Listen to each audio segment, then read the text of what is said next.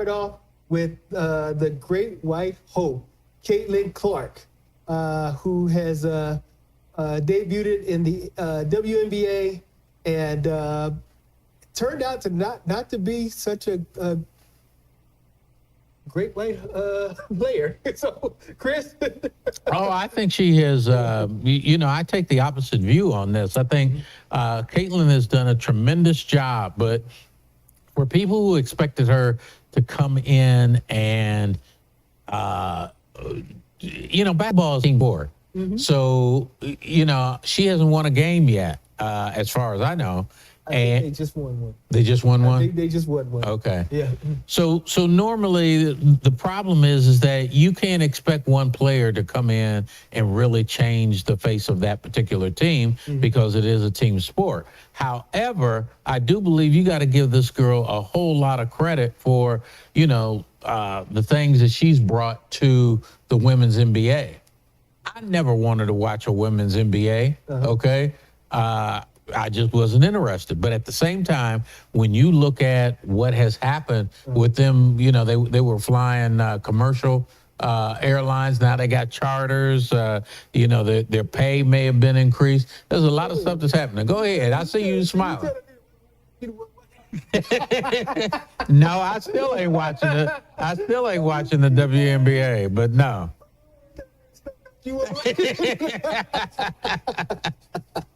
No,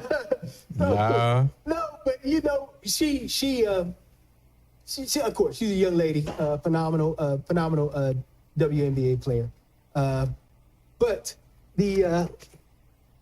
what ended up, she honestly, a lot of the wrong folks got on board with her for the wrong reasons, and so I think that's where a lot of the backlash comes. You know what I mean? Of course, like I say, she's a young lady who's pursuing her dreams of playing in pro sports. But again, I think a lot of people put a lot of hope into her and into her skills and into her talent. And although she's a very skilled basketball player, there's a different level when you move from college to professional sports. And so I think a lot of people anticipate she was going to go in there and be a dominant player. Unrealistic goals. Very unrealistic. So I think a lot of those sisters, which they do to everybody, it's like, you know what, welcome to the welcome to the WNBA. You know what I mean? And so we're all superstar athletes at this level. And again, a lot of folks put their hopes and aspirations into her, and those have they've yet to be fulfilled. And I think you got to look at it from two different aspects. One is what she has done for the sport, which I think unequivocally nobody can really deny what she's done for the sport. However, what she has done for her team or from an individual standpoint, that's something entirely different, which is what you're speaking of. And I think people have looked at her as to what she's been able to do at the college level, what she's been able to bring, the seats that she's been able to, the butts she's been able to put in the seats, and to think that that's going to translate into her winning, that's been the disappointment because it has not translated into the winning. Right. She's just another player on the court. So, I mean, but let's keep it real. So what she's brought to WNBA, she's brought white folks into the arena. Exactly. You know what I mean? Exactly. For all the wrong reasons. Exactly. You know what I mean? And so. But wait a minute. When somebody's buying a ticket, you don't care what reason they buy the ticket. You just want to buy the ticket. They buy the ticket, but remember, the tickets, that money's going to the owner. Right. You know what I mean? And right. So, yeah, but that gives more money to be able to pay to the players, or to be able to have those charter jets. Is the owner going to increase those salaries? Their contract. They're a negotiated contract. They're locked in. So no matter how many seats Caitlyn Clark puts into those arenas, those owners are reaping that benefit. You know what I mean? So maybe the sisters that are playing, when it's time to renegotiate a contract or a contract extension, they may see some benefits. You know what I mean? And some of them are realizing endorsement deals that they haven't gotten before. We'll see. Okay. We'll see. So again, like I say, young lady, nothing against her, phenomenal athlete. Phenomenal. You're right. I just the people who are supporting her, are supporting her for the wrong reasons. You know what I mean? And so that's the only issue I have. You know what I mean? And then it took her to get my buddy over here to watch the WNBA. So No, no, I didn't say that. I did not say that. Okay. What did you say? Because I'm saying people to watch. Okay. I'm still not a WNBA fan. I am an NBA fan, but not a WNBA fan. So I think that she's been able to put people in the seat. Grandpa said, "Never back your mules, Chris. Never back your mules." You said, "Don't never back your mules, Chris." So no, but I guess that's what we have on Caitlyn. And next week it is commencement season, and so we've enjoyed watching all the graduates. This is my favorite time of the year. I'll be honest with you. I love to see. I'm gonna be honest with you. I love to see Black folks walking the stage. I love to see Black excellence. I love to see those babies graduating with those high school diplomas. I love to see those young graduates walking and getting those bachelors or masters or even PhDs. I love it, love it, love it. This season is almost like Christmas to me because I just love it. I love the Black excellence. I love the Black achievement. Seeing those Black scholars who work so hard finally get that piece of paper and achieve those goals. And so. Being that it is commencement season, we've seen a range of commencement speeches, and so one of the more notorious speeches was made by Chiefs kicker Harrison Butker, and he made a speech in Kansas in which he alluded to a woman's place and a woman's role, stating that more women need to be homemakers and and such, which he received a lot of backlash because his mother is a scientist. And so, Chris, what do we have to say about Butker? Butker will never accept doing a commencement speech ever again. He's got so much feedback on this and people weighing in. The things that he did say, I'm not so sure that he actually meant the things that he was saying. I think we really need to be able to hear from Butker to find out exactly what he meant by what he said. But I think he said some things that he may have been thinking, and it came out the wrong way, and I think he's getting a lot of feedback for it. You keep trying to say these folks today. You keep trying. Because Fred ain't here. No, you can't be saying these folks today. He meant what he said. He said it. He did. So no, and then I think that the sisters who were in charge of the university, they issued a statement saying this speech doesn't reflect our values. No, they knew. He's not a secret. We've known that he was a right-wing religious nut job for the longest. You know what I mean? And so they chose him to give the speech that he gave, and he actually came out there and gave the speech that they wanted him to give. And then when they realized that that's not where the rest of the country is, all of a sudden everybody wants to backtrack. The sisters want to issue a statement. He wanted to backtrack initially. And then once he's seen all this right-wing support come out, now he's saying, well, nope, I said what I said. He said what he said. He meant what he said. But, I mean, hey, again, don't back your mules. You said it. You meant it. And now you have to, suffer the consequences for it. So let me tell you why I'm sympathetic to this guy. Okay. Go for it. I remember one time I was speaking in front of city council, and they were looking to have a hemisphere type of organization, and they were going to do it in the park. And they needed, the people who were doing the event wanted to have alcohol in the park, but you couldn't actually have alcohol in the park. Right. So they wanted the city to actually change that. Well, you know me trying to speak intemporaneously, okay? I said, everybody needs alcohol to be able to enjoy this event. Right. And I didn't think about what I'm saying. Right. The chamber broke out laughing. Everybody broke out laughing.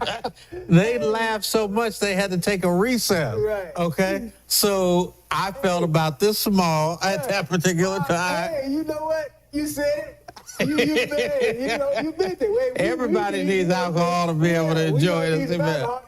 You know what I mean? Shoot, I'm sure you probably needed alcohol to get through the chamber event. You know what I mean? To get through the commission. You know. But So no, I sympathize with him. yeah. Yeah, I mean but no, he gave a speech, a written speech. He didn't speak contemporaneously or extemporaneously. No. He gave the speech that he wanted to give to the audience that he wanted to give it to, and then he realized that folks in America ain't in the same place. This is not 18 or 1700s, and this is no. Women can come out and work and have a fulfilling life and a career and everything else, just like his mama did. So he needs to. No. Like I said, he said what he said. But And that was a Catholic university, that wasn't was it? Catholic University. They knew who they were choosing. Right. They knew who they were choosing. They knew the kind of speech he was going to give. But no, again, my thing is this. So all of a sudden, the right wing, they promised us they weren't going to watch the NFL anymore. But all of a sudden now they're constitutional experts on free speech, and they're NFL fans again. You know what I mean? Now they said they want to go after Kaepernick, right? So when Kaepernick wanted to exercise his free speech, they had a problem with it. Big problem. Right. You know what I mean? But now that Butker wants to put women back in the kitchen barefoot, it's free speech. You know what I mean? And so it's always the hypocrisy for me. When it comes to the right wing, those people, man, you can open up a dictionary and look at hypocrisy, and you'll see the entire right wing caucus in the dictionary. But, Well, you know something I heard yesterday with Chris Broussard. Mm-hmm. You know who Chris is? Anyway, he's a sports commentator. And one thing that Chris said is, he said, you know, when Kaepernick said what he said, he was basically a second or third string quarterback when he was kneeling. He said if Kaepernick had said what he said 2 years ago and they were winning at the 49ers, he said, nobody would have said anything. He said if LeBron had said the same thing that he said, or if Stephen Curry had said the same thing at the height of their career, nobody would have said anything, because these guys are so good, they're not going to see them eliminated from that. But he said because of Kaepernick being a second or third string quarterback is what puts it in the realization of where it is. I think I think you're giving him too much credit. Once again, you give him too. I think Michael Jordan could have came out and said it after he won his 6th ring, and America is going America. It's going to be America. It's going to see a black man saying something, and they're going to transform his words and make whatever he says un-American. Kaepernick came out and protested the unarmed killing of black men, Right. And they transformed it to be about the American flag and disrespect. So it wasn't what Kaepernick said or did. It was the color of his skin that was offensive to them, and the nerve that he had, the audacity to stand up for those principles. And so, The only thing I'll say about that is that we didn't do anything to protect Kaepernick. We as a people should have protected him. But anyway, I digress. No, I agree. I think everybody agree. I mean, you know, we there was all this hoopla. Yeah, we're gonna stop watching the NFL. We're gonna stop doing it. We're gonna stop. And nobody stopped. And nobody protested. And that brother went out there solo. He went out there on a limb, and 40 million black folks kept watching the NFL. You know what I mean? So.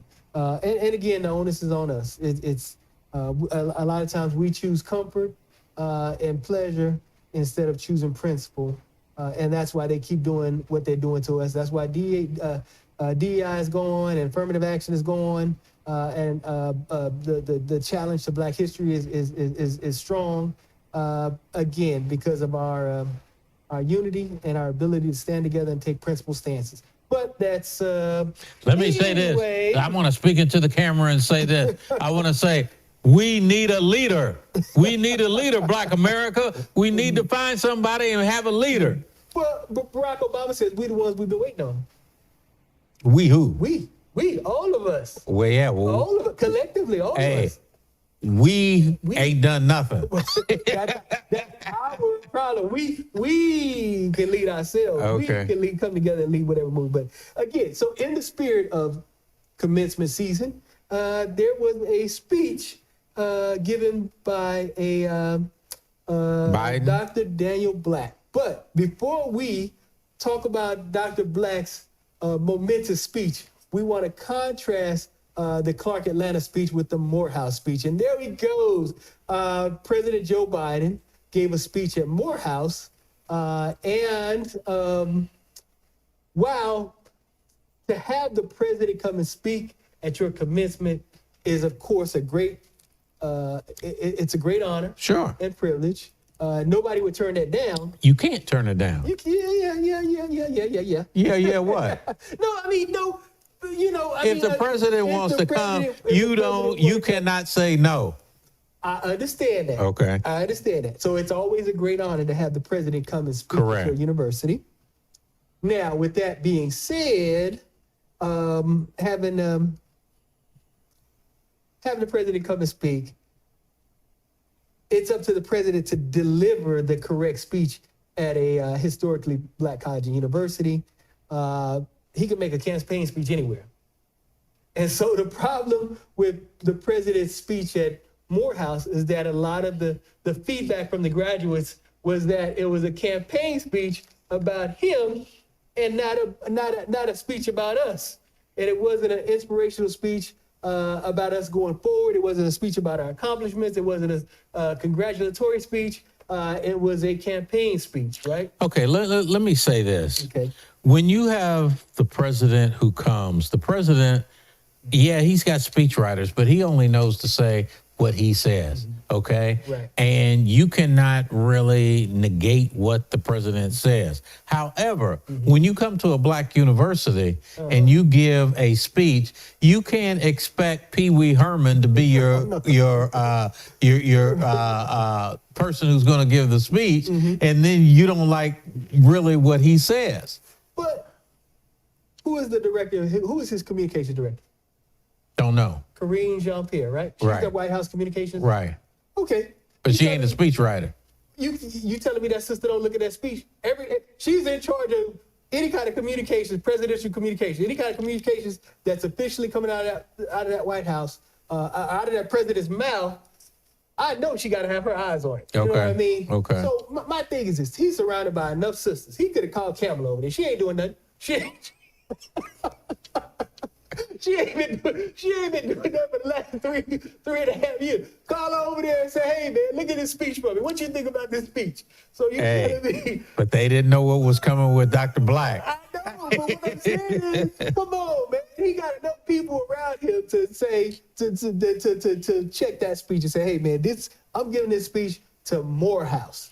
You know what I mean? Is this appropriate? Should I give this speech to Morehouse? You know what I mean? And so I think he has enough resources, enough people on staff to be able to take a look at that speech, Chris. Well, hey, you man. yeah, you cannot when the brother comes up. I hope Linnell's got it queued up for Linnell, Dr. you Black. ready for it? Go ahead. Here they come, y'all. Here they come. And paleontologists, here they come, y'all, here they come. Anesthesiologists and cosmetologists, dermatologists and embryologists, ontologists, epidemiologists, ophthalmologists, radiologists, blackologists. Here they come, y'all, here they come. Computer scientists.